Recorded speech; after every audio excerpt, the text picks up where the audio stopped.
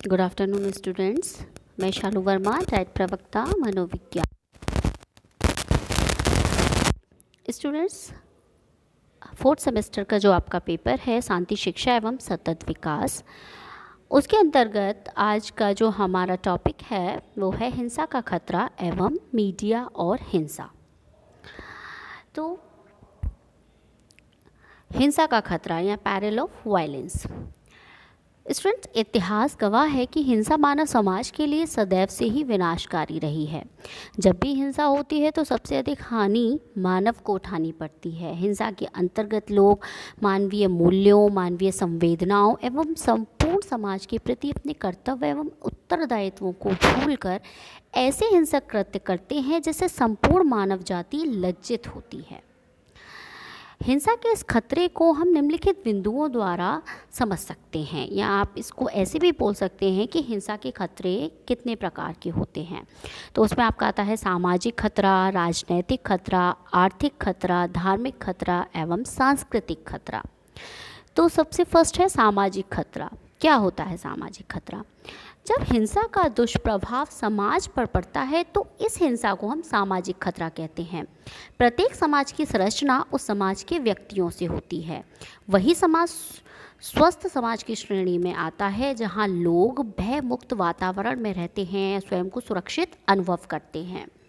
ठीक है, किसी भी ऐसे समाज को हम स्वस्थ समाज की संज्ञा नहीं दे सकते जहां लोग सुरक्षा की भावना को महसूस नहीं करते हैं, स्वयं को सुरक्षित महसूस नहीं करते हैं, क्योंकि सुरक्षा जो है अपने आप में एक बहुत ही स्पेसिफिक मनोवैज्ञानिक आवश्यकता है। अगर आपने मैस्लो का हायरार्की मॉडल ऑफ नीड पढ़ा होगा तो आप जानते होंगे कि उसमें सुरक्षा की आवश्यकता जो है वो बहुत ही इम्पॉर्टेंट फैक्टर है, जो कि हमारी पर्सनालिटी, हमारी लाइफ स्टाइल को इन्फ्लुएंस करता है।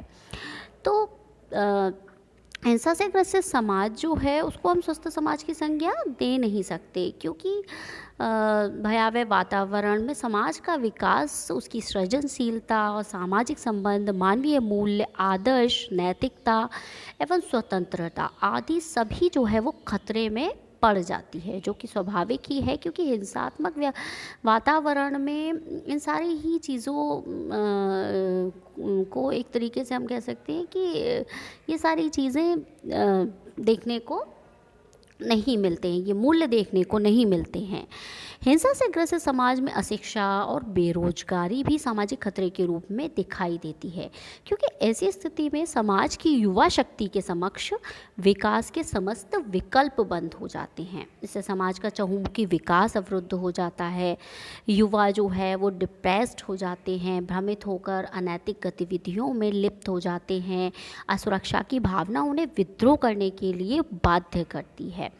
तो हिंसा शारीरिक एवं मानसिक रूप से समाज को पंगु बना देती है। हिंसाग्रस्त समाज के व्यक्तियों की विचार शक्ति जो है वो क्षीण हो जाती है, क्योंकि जब वो मेंटली जब शांति का अनुभव नहीं करते तो स्वाभाविक सी बात है कि वो कुछ क्रिएटिव भी सोचने की स्थिति में नहीं होते हैं। नेक्स्ट आपका आता है राजनीतिक खतरा या पॉलिटिकल पैरल। विश्व के अधिकांश देशों में लोकतांत्रिक व्यवस्था है। लोकतांत्रिक व्यवस्था के अंतर्गत जनता द्वारा ही यह तय किया जाता है कि उसका प्रतिनिधित्व कौन करेगा, उसका प्रतिनिधि कौन होगा। अर्थात शासन सत्ता का निर्धारण जनता के द्वारा किया जाता है। ऐसी व्यवस्था के अंतर्गत यदि जनता हिंसा से पीड़ित होती है तो उसका शासन पर से विश्वास समाप्त होने लगता है। ऐसी स्थिति में क्या होता है कि जनता विद्रोही हो जाती है और देश में गृह युद्ध की स्थिति उत्पन्न हो जाती है। इस प्रकार की स्थिति सभी परिस्थितियों से अगर देखा जाए तो गंभीर राजनीतिक खतरे को इंगित करती है। नेक्स्ट आपका आता है आर्थिक खतरा या इकोनॉमिक पैरल। हिंसा चाहे किसी भी रूप में हो, वो सदैव ही विध्वंसकारी होती है। वो हमारे शारीरिक रूप से, मानसिक रूप से हमें प्रभावित करती है, साथ ही साथ आर्थिक रूप से भी वो हमें बहुत प्रभावित करती है। इससे विभिन्न सरकारी तथा गैर सरकारी संपत्तियों को भी क्षति होती है। इसके अतिरिक्त क्षेत्रों का औद्योगिक विकास प्रभावित होता है। इसका कारण क्या है? इसका कारण है कि कारण व्यक्ति जो है वो निवेश नहीं कर पाता है, जिसके परिणाम स्वरूप इन क्षेत्रों में रहने वाले लोगों की कार्य क्षमता जो है उसका भरपूर उपयोग नहीं हो पाता है। ह्यूमन रिसोर्सेज को हम अच्छे से यूज़ कर ही नहीं पाते हैं तथा इसका जो प्रभाव है वो संपूर्ण अर्थव्यवस्था पर पड़ता है। हिंसात्मक गतिविधियों से होने वाली क्षति इन क्षेत्रों की सुरक्षा पर किया जाने वाला व्यय जो है वो भारत की अर्थव्यवस्था को बहुत प्रभावित करता है। साथ ही आर्थिक प्रगति में इसका योगदान जो है वो न्यूनतम रहता है। तो इस प्रकार हम देखते हैं कि हिंसा जो है देश की आर्थिक प्रगति में एक बहुत बड़ा बाधक है। नेक्स्ट है आपका धार्मिक खतरा, रिलीजियस पैरल। हिंसा धर्म के नाम पर आप देखते हैं कि हिंसा भड़क जाती है। धर्म के नाम पर हिंसा करना या दंगे फसाद करना, आप देखेंगे कि हमारे देश में तो ये एक आम सी बात होगी कि ज़रा सी बातों पर इस तरीके के चीज़ें हिंसा जो है भड़क जाती है। धर्म के नाम पर व्यक्ति जब एक दूसरे के पूजा स्थलों को क्षतिग्रस्त करते हैं या उनके धार्मिक पुस्तकों को हानि पहुंचाते हैं या उनके विचारों को गलत ठहराते हैं, तो ऐसी स्थिति में हिंसक कृत्य वो करते हैं और यह धर्म पर संकट या खतरे को दर्शाता है। ही है कि हर समाज की अपनी एक संस्कृति होती है और उस सांस्कृतिक अनन्यता को बनाए रखने के लिए सभी करते हैं। लेकिन और भारतीय संस्कृति तो सदैव से ही शांतिप्रिय संस्कृति के रूप में जानी जाती है। इसमें मानवीय मूल्यों, आदर्शों तथा नैतिकता का स्थान सर्वोच्च है तथा हिंसा को तो कोई स्थान दिया ही नहीं गया है। भारतीय धर्म ग्रंथों में अहिंसा को सर्वोच्च धर्म की संज्ञा दी गई है। ऐसे में हिंसात्मक कृत्यों ने भारतीय संस्कृति को भी खतरे में लाकर खड़ा कर दिया है।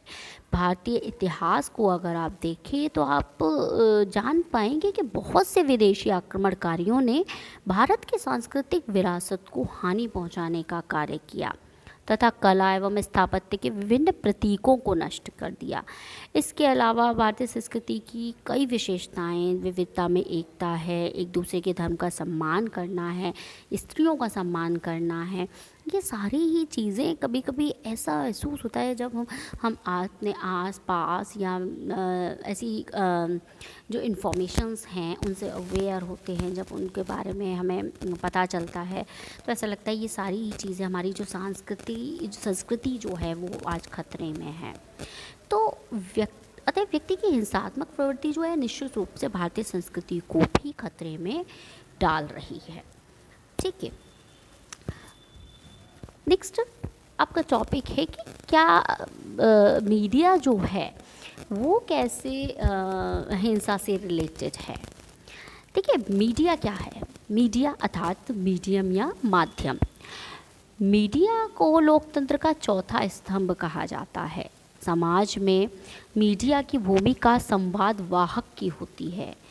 यह समाज के विभिन्न वर्गों, सत्ता केंद्रों, व्यक्तियों और संस्थाओं के बीच पुल का कार्य करती है। ठीक है,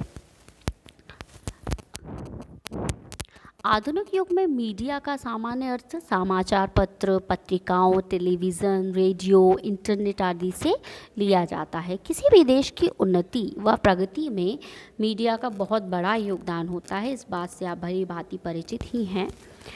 सुमरी के अनुसार संचार सूचना, आदर्शों एवं अभिवृत्तियों का एक व्यक्ति से दूसरे व्यक्ति तक पहुंचाने की कला है।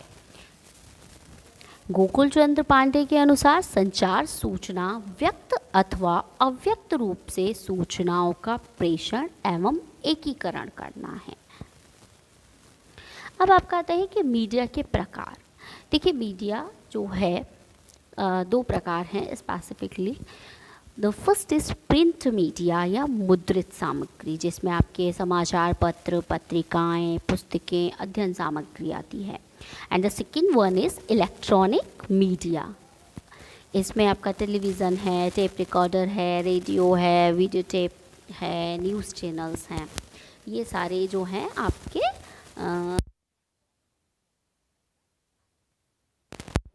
अब मीडिया का क्या महत्व है?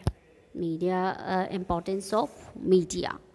देखिए, मीडिया का बहुत महत्व है। फर्स्ट इज यथार्थ सूचना प्रदाता एजेंसी। कि मीडिया के थ्रू हमें यथार्थ सूचनाएं, रियलिस्टिक इंफॉर्मेशंस जो हैं प्राप्त होती हैं हमें। नेक्स्ट, सकारात्मक मार्गदर्शक की भूमिका जो है वो मीडिया निभाती है। विभिन्न प्रकार की जो सामाजिक बुराइयां जो हैं या फिर जो प्रॉब्लम्स हमारे समाज में चल रही हैं उनसे कैसे निपटा जाए, इन सारी चीज़ों की जानकारी जो है वो भी हमें मीडिया से मिलती है। एक तरीके से वो हम एक पॉजिटिव गाइड के रूप में वर्क करती है। नेतृत्वकर्ता की भूमिका को भी वो साथ ही साथ निभाती है। प्रेरक की भूमिका, प्रेरणा देने का भी आप देखते हैं कि मीडिया पर ऐसे बहुत सारे प्रोग्राम्स जो है वो टाइम टू टाइम आते रहते हैं जिससे कि लोग जो हैं वो मोटिवेटेड हों।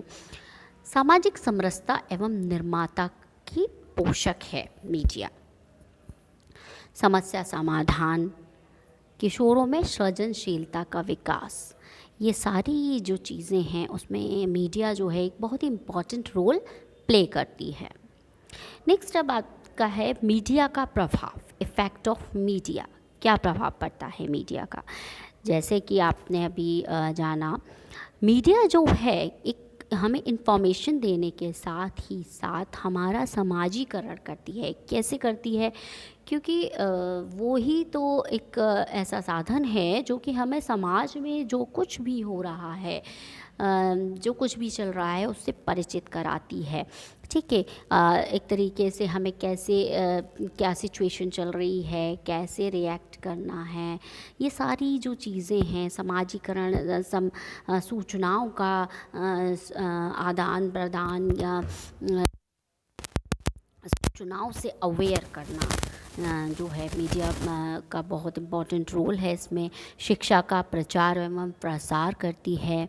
ज्ञानवर्धक कार्यक्रम जो हैं वो मीडिया के थ्रू टाइम टू टाइम जो है वो ब्रॉडकास्ट किए जाते हैं।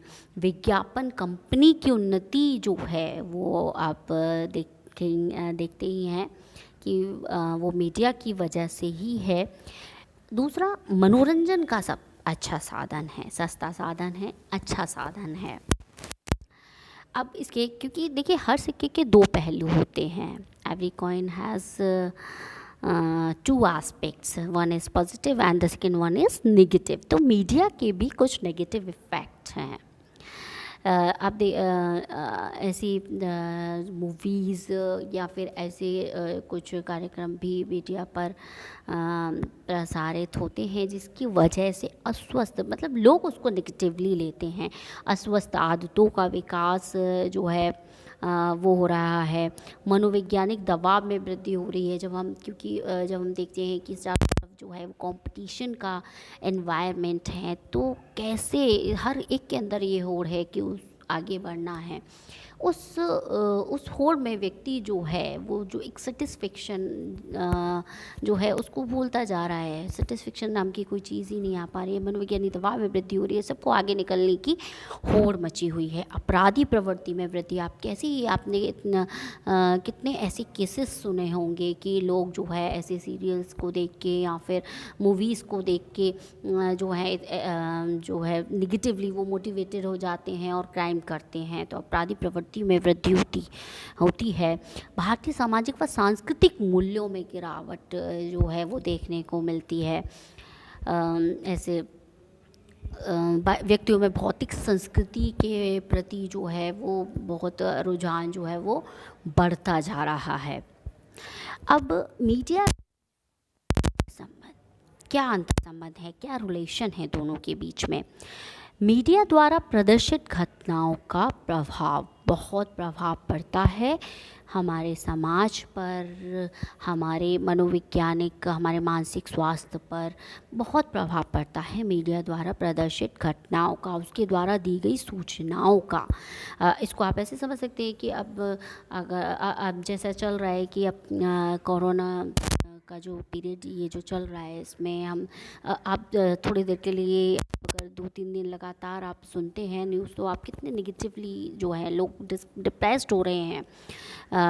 तो ये क्या है, प्रदर्शित घटनाओं का प्रभाव है। अपराध को भी बढ़ावा मिल रहा है, साथ ही साथ बच्चे जो हैं वो घंटों जो हैं टीवी के रहते हैं या मोबाइल वगैरह का यूज़ करते, तो इससे क्या हो रहा है कि स्वास्थ्य पर भी बुरा प्रभाव पड़ रहा है।